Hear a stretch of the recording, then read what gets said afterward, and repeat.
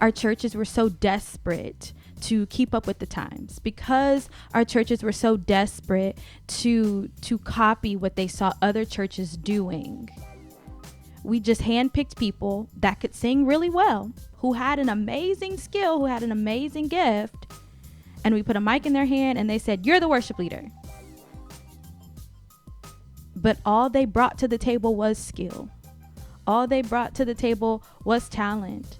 But they had nothing else on the inside of them to actually foster a worship culture and a worship atmosphere in the church. Hey y'all, and welcome back for another episode of Behind the Scenes Worship Podcast. Thank you guys so much for joining me if you are returning, and thank you for joining if this is your very first time to the podcast.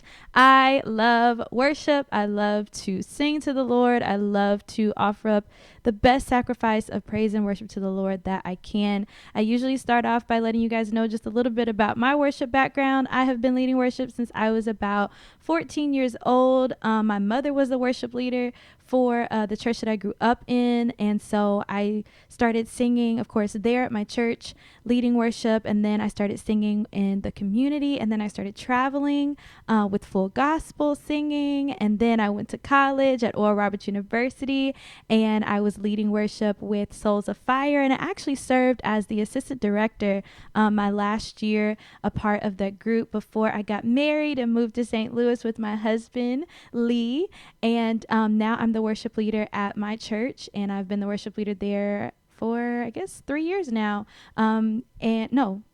3 years, going on 4 years in January. And I sing with the PAW now. And so, yeah, I got a lot of worship leading under my belt. And then I'm also getting my master's degree from Liberty University Online in worship leadership. So worship is definitely a passion that I have. And so this podcast is an act of obedience to the Lord. And from the feedback that I am receiving from your comments or just your DMs or just seeing people in person, it's blessing people, and I am so honored and humbled and just grateful to the Lord that that this podcast is being a blessing and is serving as encouragement, and I'm just grateful. I'm just so grateful to the Lord for this opportunity to do this, because I have been wanting to share on worship for a long time. You know, it's kind of just like I was just like backed up.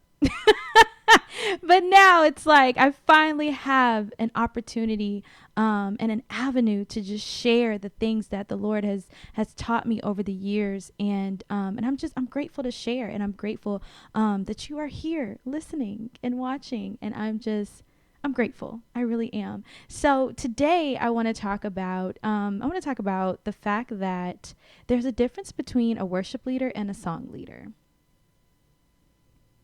Yeah. And what prompted this was a couple of videos back, someone left a comment and they were just saying, well, I'm not a worship leader, but I am, a team member. But everything you're saying, I relate with, I agree with, and I understand it. And my response back to them was, just because you don't lead songs does not mean that you're not a worship leader. If all a worship leader did was lead songs, then they would just be a song leader. But being a worship leader is so much more than just leading songs. And I know that I use the term worship leader a lot when I'm talking, but when I say worship leader, I'm talking about all of those who are responsible for leading the people of God into worship. And that's not just the person out front with the microphone, but that's the musicians, that's the praise team members, and that's even choir members. Even if you never hold a mic in your hand, if you are standing up during those times of worship and you're singing and you're leading people, then you're a worship leader, because leading worship is not just leading a song. It's not just having a microphone in your hand, but leading worship is being an example of what it looks like to offer worship to the Lord. So even as a choir member, the lifting of your hands, the clapping, the swaying, the engagement, the excitement of you standing there and being there, that's leading worship, because you're being an example to the congregation of what it looks like to worship God. You're being an example of what it sounds like to worship God. So just because I use the term worship leader, that doesn't mean I'm just talking to the people with the microphone out in front. I'm talking to everybody who has a hand in or plays a role in leading worship. And so I kind of want to dive into what worship leader is, what that term is, because we hear that a lot, and it has become a status symbol. But worship leading is not glamorous. I talked about this in a previous episode about, psalmist, the psalmist anointing. Like, that's not glamorous. It is a rough road being a psalmist, being a worship leader, because there's so much that is required of worship leaders. And so I want to kind of dive into that a little bit today. And so I wrote some notes down, of course, so I don't get off topic. But this is what I want to start off by saying, is that if all worship leaders did was just lead songs, then they would just be song leaders. And we have a lot of song leaders in our churches today. And the reason is because we have mislabeled so many song leaders as worship leaders to fill a need. Because our churches were so desperate to keep up with the times, because our churches were so desperate to copy what they saw other churches doing, we just handpicked people that could sing really well, who had an amazing skill, who had an amazing gift, and we put a mic in their hand and they said, "You're the worship leader." But all they brought to the table was skill. All they brought to the table was talent, but they had nothing else on the inside of them to actually foster a worship culture and a worship atmosphere in the church. And because we've mislabeled all these song leaders as worship leaders, we've seen, just rebellion in the pews. Just dry, ain't no oil nowhere, just a lot of performance, a lot of emotionalism we've seen. And because they were put into a leadership role just based off of talent and skill, they've left a lot of carnage and a lot of mess behind them, or in their area, or in the space that now other people are having to come in and clean up, because they didn't really have the character to be a leader. All they had just was skill and talent. And it takes more than just skill and talent to be a worship leader. And so the Bible does not actually give a job description of a worship leader. It doesn't. It gives a description about deacons and pastors and bishops, right? But it does not tell us what you should look for in a worship leader. It talks about choir director, right? In Psalms, it talks about the musicians, they play skillfully. It talks about the Levites. It talks about priests, and it, like, the Lord gives specific instructions and examples of what to look for and what they should do and how they should conduct themselves. But the term worship leader, you're not going to see that in the Bible. And so Bishop James Nelson, he wrote a book called Access, The Power of Praise and Worship, and you can find it on Amazon. I have it somewhere around the house, but I can't find it anywhere. Like, the day when I need it, I can't find it. But what he does is he likens the role of the worship leader to that of the high priest. And so if you read about the high priest in Leviticus, one of the responsibilities of the high priest was to offer sacrifices to the Lord on behalf of the entire nation of Israel. The entire nation. The high priest was responsible for offering sacrifices for the remission of their sins unto the Lord. And if you read about it in Leviticus, the purification process that the high priest had to go through was intensive and extensive. I mean, it lasted for days. This purification process, in order for them to be clean enough to stand in the Lord's presence and to offer a sacrifice unto him. But in that purification process, the Lord was specific about what he wanted. You know, the basin that they had to wash in, the type of clothing they had to wear, how many times they were to sprinkle this, and how much of this they needed to offer, and the type of gold that, you know, these bowls needed to be made out of. I mean, it was just, the Lord was specific in what his instructions were to the high priest in order for them to come in and offer a sacrifice. And so if we bring this into the modern day and compare, you know, the role of the worship leader to the high priest, like, that changes things for worship leaders.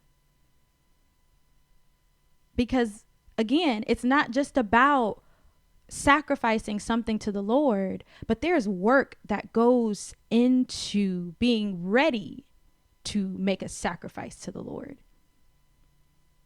There's a whole purification, consecration process that goes into being ready to offer a sacrifice to the Lord. I mean, like, think about it. If that high priest had missed any step of the purification process, if that high priest, you know, didn't follow the rules of the Lord, like exactly how he said, it wasn't just the high priest that, you know, that was held responsible for that. It wasn't just the high priest's sins that didn't get forgiven. It was the entire nation. And so as worship leaders, it's not just about you and your sacrifice that you're offering to the Lord in that moment. You're going to the Lord on behalf of all of the people that are sitting up under your voice. It's not just you, but it's all of the people that are underneath your voice that need to see God. They need him to respond. And so I'm not saying that it solely relies on the worship leader, because the congregation has a responsibility as well to be right with their sacrifice. Most definitely. Everybody has a responsibility. But as the worship leader, you're serving as like an intercessor between God and the people, just like the high priest did. You're serving as an intercessor between the two. And so it's so vitally important that worship leaders understand your role and understand that it's more than just leading a song, y'all.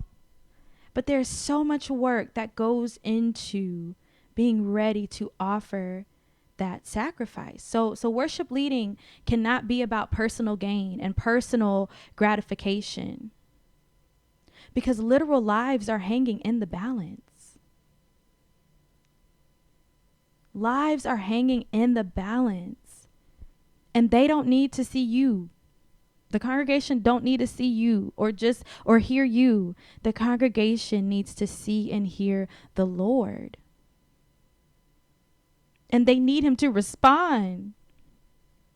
They need him to respond to a sacrifice that has been offered up in the right heart and in the right spirit. And so I was doing an interview last year as a part of my master's class, and one of the worship leaders that I was interviewing, she had a cake drawn on the back wall. And on the cake, there was 3 layers. And the smallest layer was skill. The next layer was capacity. And then the third layer, which was the biggest layer, was character. And basically what she was saying was that, although your skill is great, your skill is literally the smallest layer on the cake, because your character is really what everything is built upon. Your consecration to the Lord is really what everything is built upon. And so if you don't have, that solid layer of character and consecration unto the Lord, I mean, you don't have anything. Your cake is going to fall because it's going to be off balance, and it's just like the icing on the cake is our musical ability. The icing on the cake is your skill, but the actual cake is your character, your commitment to the Lord, your consecration to the Lord, how you treat people when the mic is not in your hand is all a part of character, your obedience to the Lord, but also to the leadership that you're under, like your pastor. All of that creates the actual cake that your skill and musical ability is just sprinkled on top of. So, worship leading is more than just leading songs.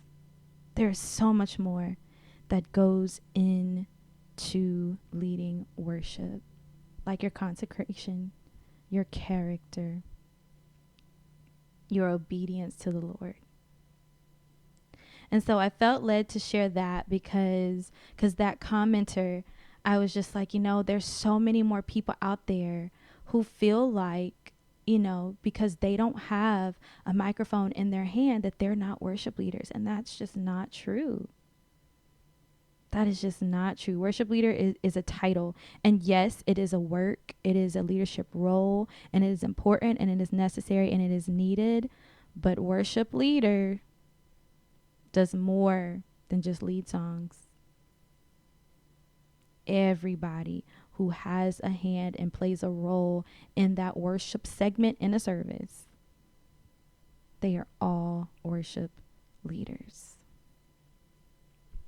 So I wanted to share that, and I'll leave that with you guys. Let's go ahead and get into our blind reaction video today. This video says Pentecost Sunday. It says May 23rd, 21.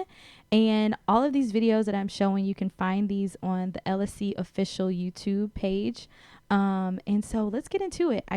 I did scoot past the first song because I feel like I just do the first song. Like the past couple of episodes, like I've only just done the first song, but I'm pretty sure we've done a second song in there. So I scooted past the first song and I went to the second song. So let's see what is happening in this service. Everybody is dressed in white. From like what I can see right now, everybody is dressed in white.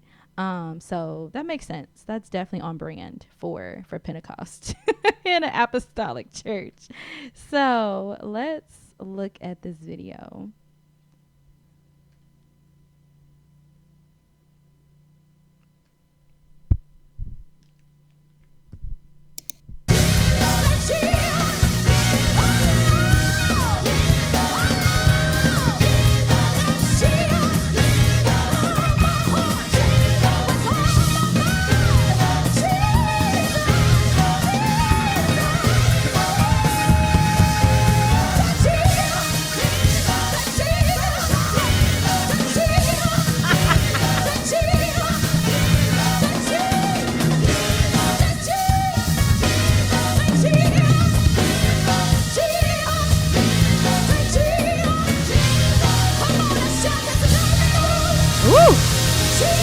We had energy that day.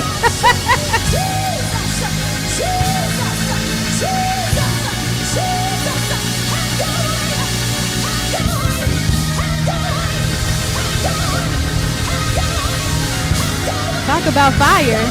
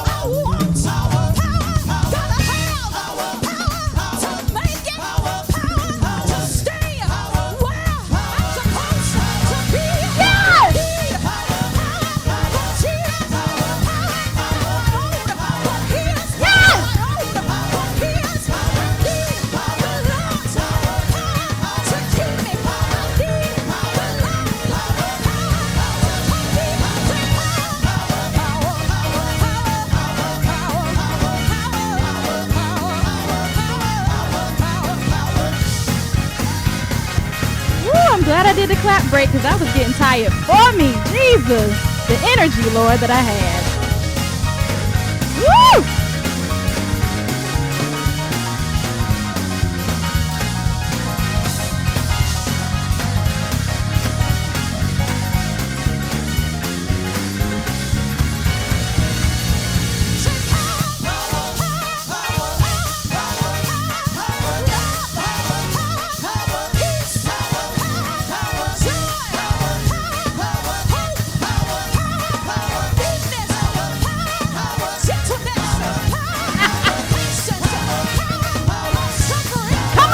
Fruit of the Spirit.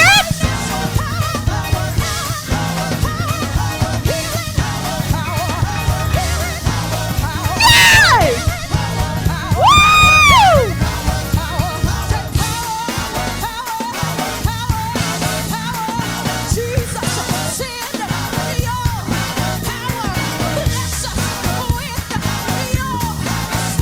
Come on!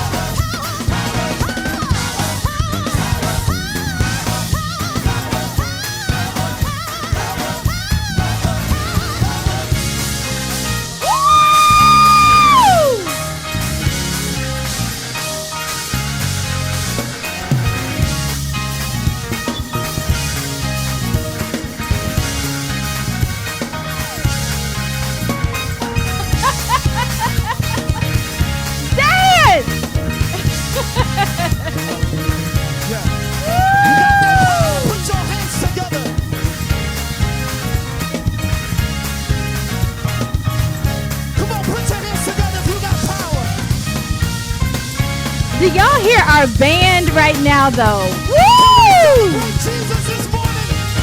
Play, band!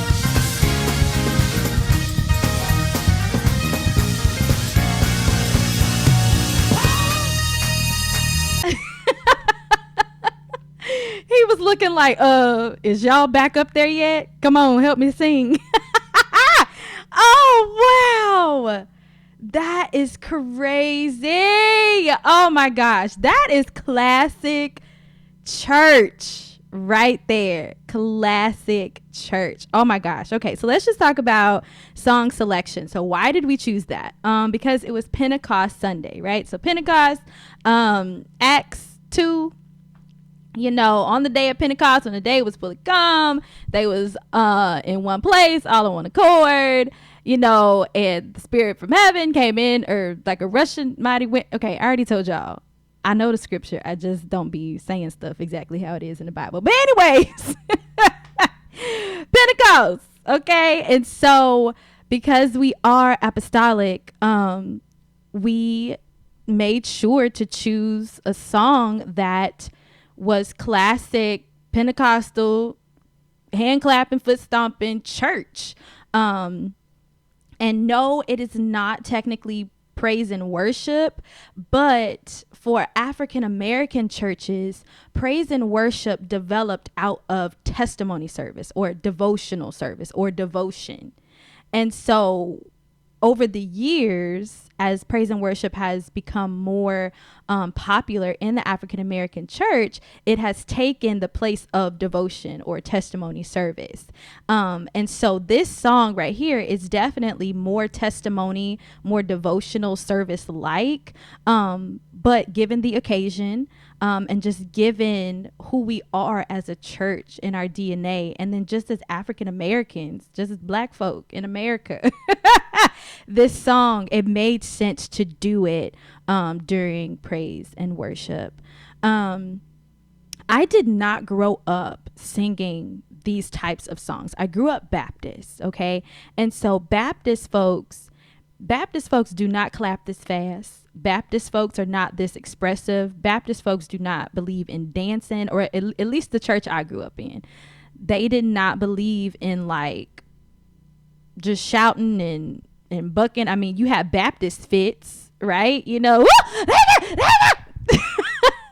but that only happened like that didn't happen necessarily like during like a shout bump, or I mean, there was no shout bumps, okay?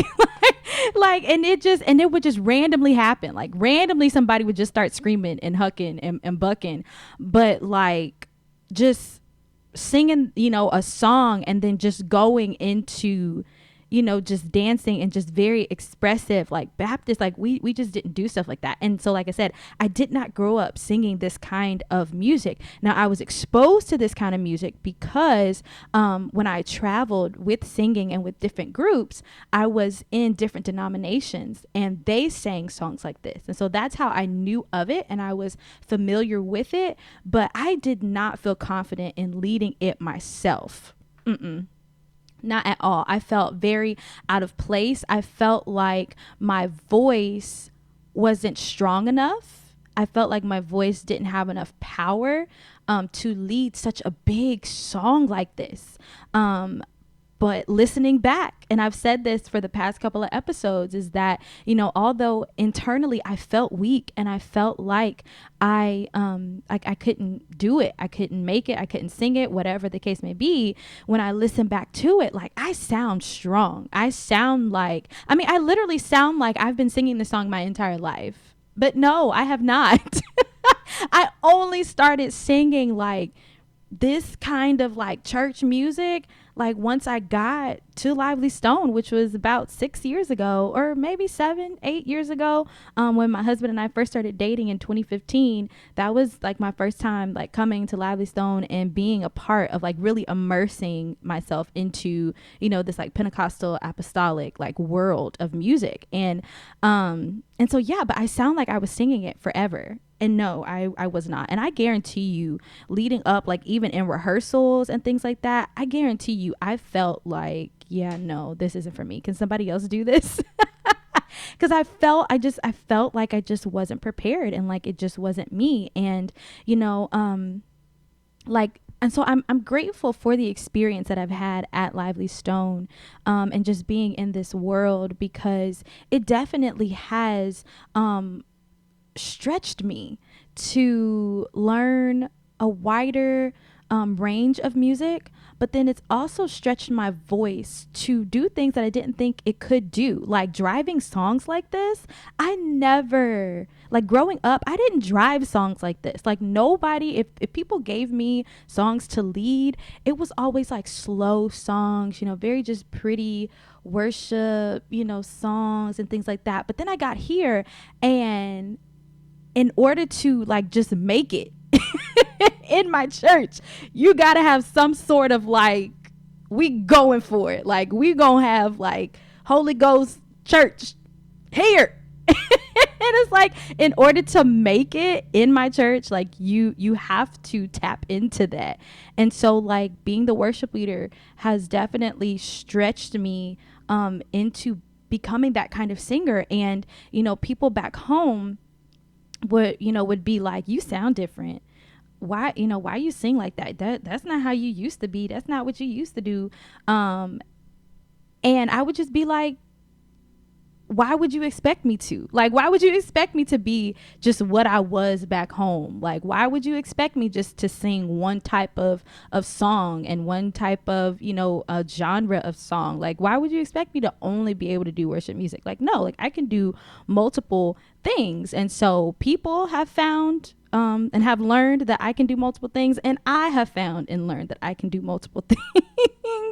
That is so crazy. But you can definitely tell, again, just from my ad libs, that I have personal history with the Lord.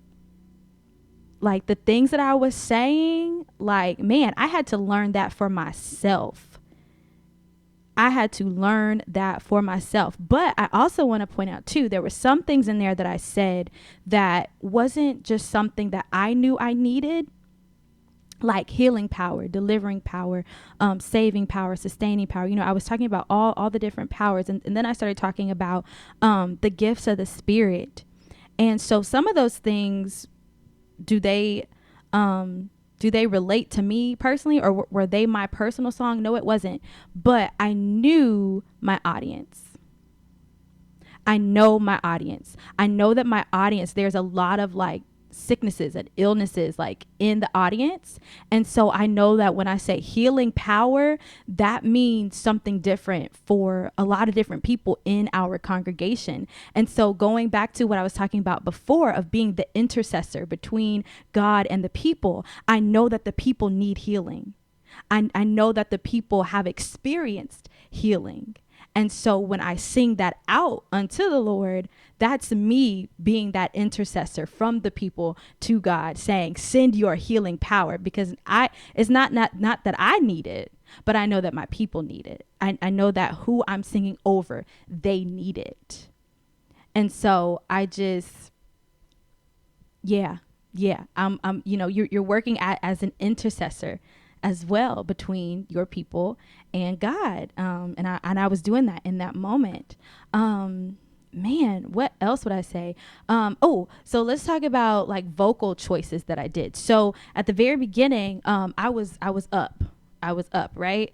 Jesus, like I was up for a while. But to give my voice a break, I went down. And so like my ad libs were going up and down, because you do stylistically, you do want to add some variation in there. You don't just want to stay up the entire time, because your voice is going to wear out and get tired. And then it's also going to get boring too. Like, man, she's been up in the Raptors for like a month of Sundays. Like, can we get something else? So I brought it down to add some type of variation, and also to give my voice a break. So that's a practical leading tip. Letting the band take it for a little bit, and just let them play. Like, everybody ain't able. I'm gonna say that everybody is not able, but at our church, we are so blessed to have musicians that are, skilled practically, but they are also have a relationship with the Lord. They have also consecrated themselves. They also have character. They also have the cake, not just the skill on top. But our musicians are also worship leaders in their own right. And so giving it to them and letting them take it and, play whatever the Holy Spirit is leading them to play, I love to do that, because that gives the singers a break. That gives me a break so I can catch my breath. And it adds that, that variation. If you just, singing and rapping stuff for 10 minutes, like, girl, hush. I would get tired of me. Like, girl, hush.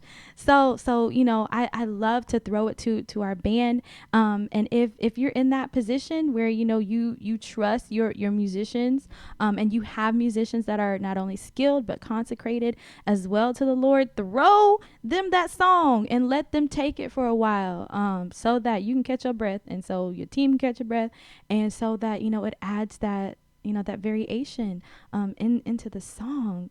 Let's see, what else can I talk about? Let's just talk about the energy. Woo!